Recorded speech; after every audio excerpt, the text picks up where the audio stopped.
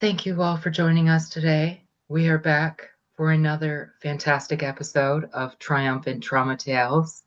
I'm here today with our lovely guest, Sandra Cooze, a certified trauma healer and author. How are you doing today, Sandra? I'm doing good, Reese. Thanks so much for having me. How are you? I'm doing great, thank you. Where did your own healing journey begin? Well, my own healing journey began when I hit rock bottom. So basically, to give you a little insight into my story, what I have been through to understand why I hit rock bottom or when, it started when I was 12 years old. I was, my mother made it possible for me to take care of a pony, like the biggest dream of any 12-year-old girl. Now, what she didn't know was that the stable master was a child molester and he molested me. My mother didn't know. She felt super guilty, and I understand mother's guilt. So I feel for her for taking the blame for what happened to me, even though she couldn't have known. And then when I was 14, I was sexually harassed by the hotel owner where we went to every year in Austria. I should mention I grew up in Germany. So so we went to Austria hiking every year, and the hotel owner chased me, wanted to touch my breasts. And as a 14-year-old,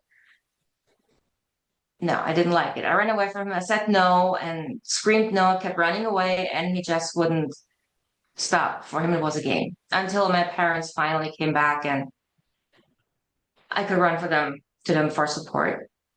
Then, when I was 16, I was bullied in school for about a year from almost my whole class. And the crescendo of that was when I was writing a letter to my pen pal telling her about the first boyfriend that I had. And my classmates stole that letter, made copies, and distributed them in the whole school. Yeah. Today I can laugh about that, but it was not funny. No, that's Then when I horrific. was, well, one of them actually reached out to me a few years ago and apologized, which was very sweet. So they're still good people who can grow up. I'm glad to hear that. Anyways, yes. It's very nice. Then between the age of 19 and 25, I was sexually assaulted multiple times from different men and always different scenarios. When I was 22, I was raped. And when I went to see a psychologist about a couple years after I was raped, he dismissed me from our intake session with the words, "Well, I believe you already have through it all. What am I supposed to do?" And that's when I hit rock bottom. Mhm. So basically, no help. No one really knew what happened to me all those years because I kept it to myself. And the one person who was supposed to help me was not trauma informed. And so he just dismissed me. Just because I was able to talk about my story without stuttering or breaking down in tears doesn't mean that I had healed. It meant I suppressed most of it, but he didn't understand that. Well, So it when I hit rock exactly. bottom, yes, when I hit rock bottom, I knew that the only way to heal was finding my own way of healing. And I did. I'm very thankful that you did. But I have to ask, after all those years of keeping it in, were you experiencing any psychosomatic effects of keeping it inside for all those years? Yeah, I was secluding myself for the most part. I just didn't want to go out. I gained a lot of weight simply because I was thin and happy when all of this happened. And gaining weight was like my protection because then men usually didn't take a second glance at me, which was helpful. And one thing that I did after I was raped was, well, when you have a car accident, you go right back and drive, right? So you get raped, you get right back on the horse. But I've noticed pretty quickly that this was not the way to go because it only made it worse. So, but You have to try, right? Right.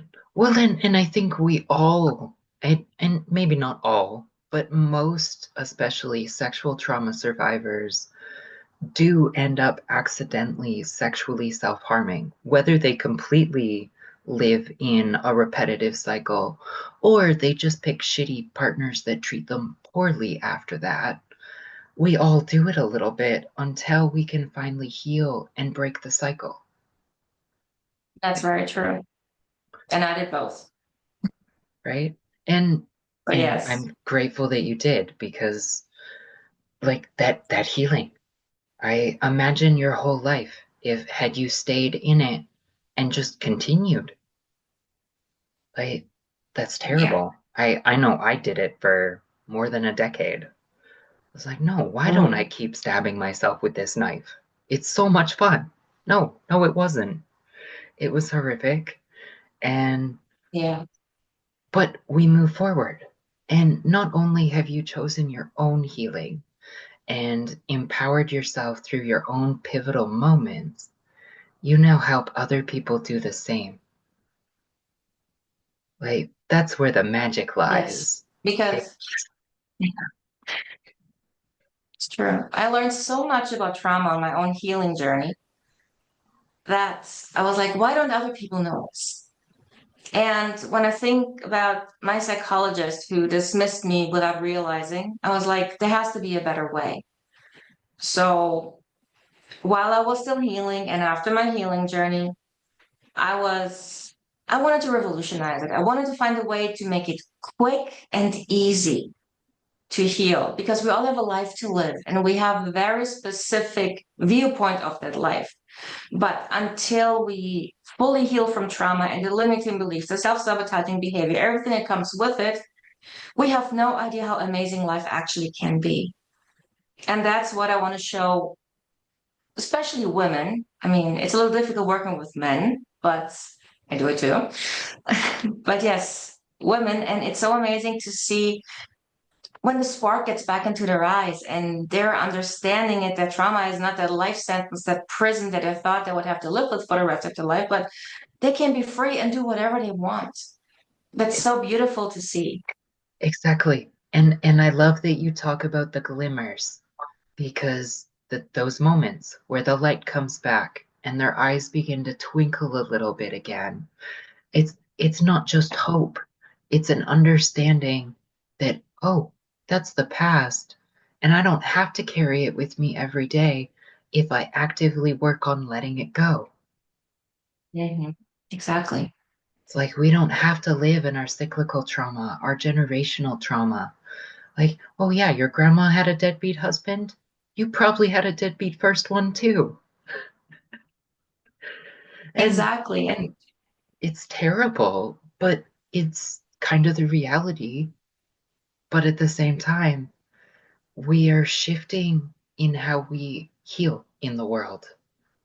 It's not just therapists and psychiatrists. You have all different kinds of coaches.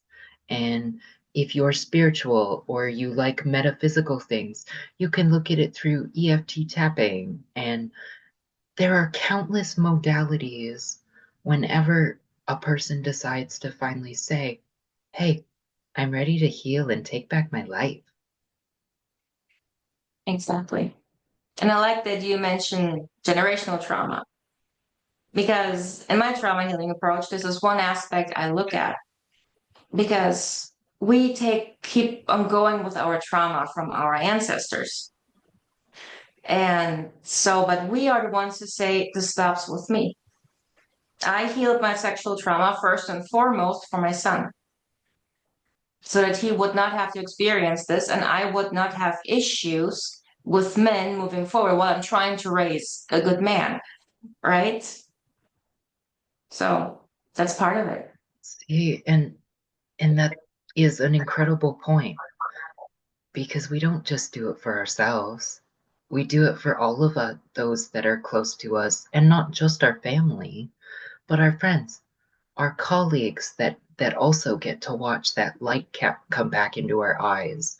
And maybe a man you potentially work with in an office that isn't getting his head bit off just for being born male. Like Exactly. maybe he's not a misogynist pig. Maybe he's just male. Yes, and still working on finding his divine masculine, Well, exactly. going his own way of trauma. And believe me, I hated men for years. It was bad. It was toxic as heck. But now I have a partner that has loved me for years, that I cherish with my whole world. It's like, no, it's a coincidence you're male. And that's wonderful. I do have the same. Right. But when you choose to heal, you can actually let it go and move forward.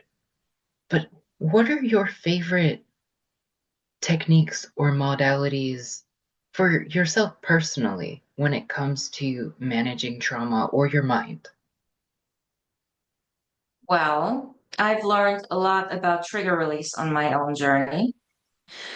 So, one specific moment was my last boyfriend before I met my husband. When he broke up with me, he told me that he was just married to a woman with mental issues, didn't want to date another one. Now, he didn't say this mean, he was just stating a fact.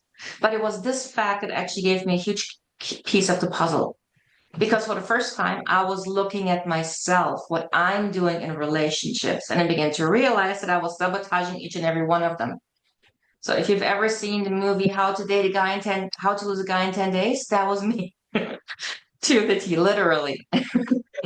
Yes. And then from that moment on, I decided that I don't want another relationship until I'm the woman I want to be in a relationship.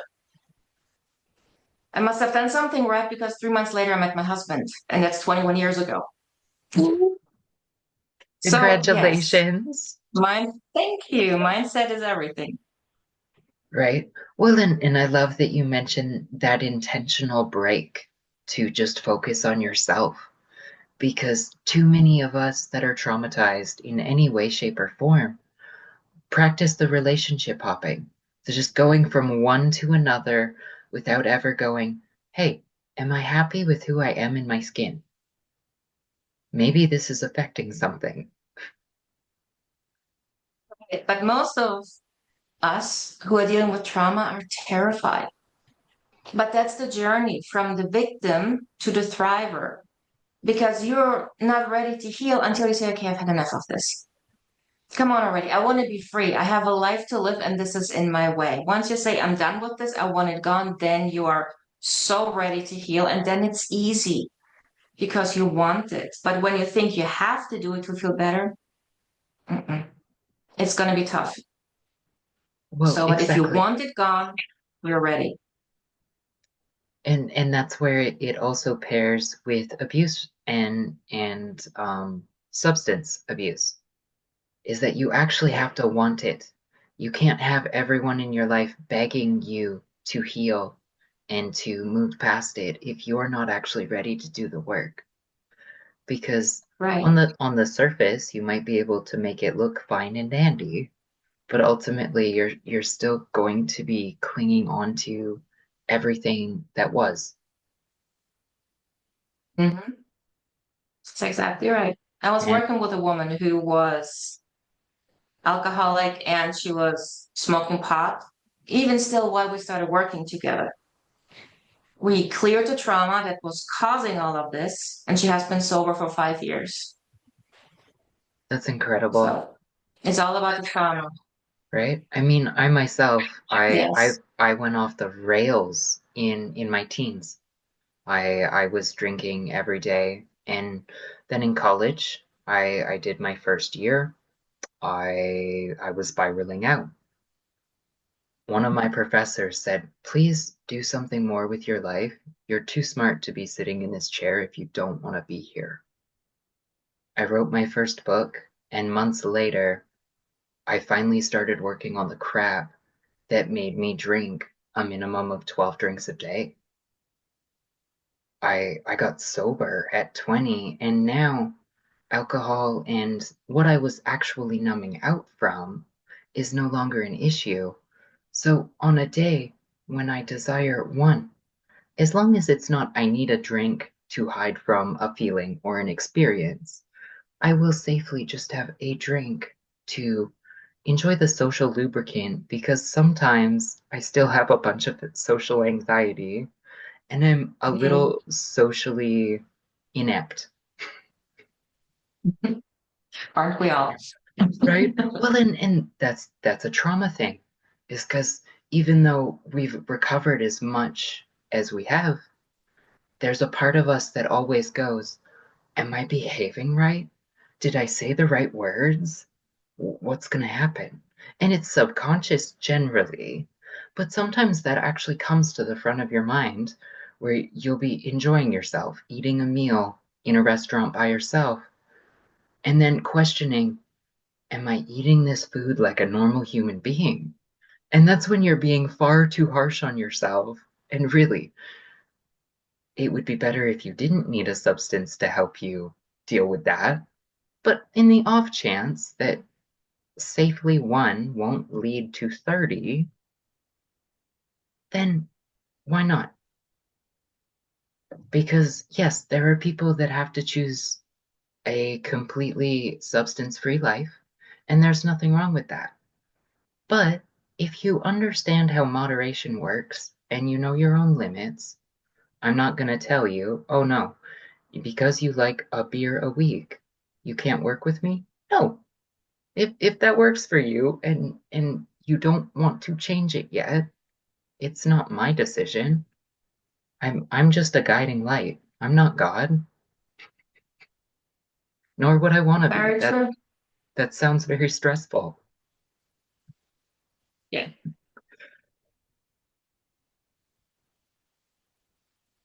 When it comes to guiding people in their own healing journeys, where do you like to start? Well, usually I like to start with what is the issue? So I'm working with my clients in different ways. So I offer a modality called traumatic incident reduction, which is close to EMDR, but it's more coaching, but it's focused on PTSD. And I have seen amazing results in clearing PTSD for good. So I just want to start with the difficult trauma. Then I do trauma coaching, where we go more into limiting beliefs, the self-sabotaging behavior, and unraveling those, and where I challenge my clients, give them fun homework, to keep the momentum going. And then we go into the ancestral and generational line and heal whatever is left of the trauma that is not even ours to have. So basically, I meet my clients where they're at, and then I'm growing with them because the one size fits all doesn't work. It never did. That's why therapy works for some, but not for others. So I'm trying to keep an open mind and I listen to them and see what they need. And then we start figuring out how we best work together because it's a partnership. And I always tell my clients, if you don't feel comfortable with me, comfortable enough and safe enough to really dig deep into your trauma and let it go, it's going to be a difficult ride. But if you feel safe enough to really let go and observe your trauma and really release it, it's going to be so quick. And I always tell them, well, I want to spend as little time with you as possible because you have a life to live. And I Right? mean that. And that's the best part is that you understand that it's not one size fits all. And that's why, especially in North America, our entire system is crumbling because we're making people fall through the cracks, even if they don't want to spend the rest of their days medicated. And no, if you actually have the tools to deal with your own baggage and your own symptoms every day, then yes, you might need medication here or there through a rough patch, but day to day for the rest of your life, no way. There, What bothers me the most with the mental health system is that they're still saying that PTSD can't be healed. Panic attacks can't be healed. I'm like, what am I doing over here? right? Like what are we doing? Twiddling our thumbs and just causing miracles with our boobs? Yep, pretty much. I like that. And like I have clients that honestly need to do the work, but can't afford me on a coaching basis. I have one kid who about 2 or 3 times a year he goes and he does a rapid transformational technique with me, and I walk him through his trauma. And this kid will sit in a technique in a subconscious state, working through it for 40 minutes before I pull him out. And he goes, wow, that was another 10 years. And then he follows the protocols. He knows that he has to check in, good, bad, or ugly, for the next 3 days. And watching his life rapidly change just because I can create a safe space. I can guide him to a meditative and drug-free subconscious state to reprocess his trauma. And he only needs those 3 sessions a year, and he rapidly changes. Yes, if he was working and he wasn't in full-time university, he would be able to see me more. But sometimes you have to start where you're at, and I applaud this kid because Mhm. I've seen him from 22 to almost 25 now, and he is a completely different human being. Isn't All that amazing? because these kids are coming out of high school going, no, I understand I'm traumatized and I need to heal. I mean, shit, 10 years ago when I was graduating high school, it was still taboo to talk about this stuff. And now it's, oh no, we all understand that we have trauma and we just need to work on it. And I know that there are horrific things going on in the world, but in how progressive we have come in some ways, it is an incredible time to be alive. You're right, it is. What are some words of advice that you would give first to yourself, but then to an audience member that is ready to start their healing? Well, to myself, it's very difficult because I am grateful for every part of my story because without it, I wouldn't be here having found my passion and purpose in helping others and understanding trauma on such a deep level. So I would tell my younger self, just go. You've got this. You will do amazing. You have a purpose and you're walking towards it. And for someone else, I would say trauma is not a life sentence. You're never too traumatized. You're never too old. It's never too late to start healing. You just got to start. And it's so worth it, even though it's tough, but amazing gift you can give to yourself is to heal from trauma. Because most people have no idea how amazing it is without it. It's impossible to picture your life without trauma when you're still living in it. But once you went through the worst of it and you start to feel lighter and freer and the world looks more beautiful, the sun is brighter and warmer, and I'm not exaggerating. This is actually how I felt when I started to really heal. The whole world started changing. Right?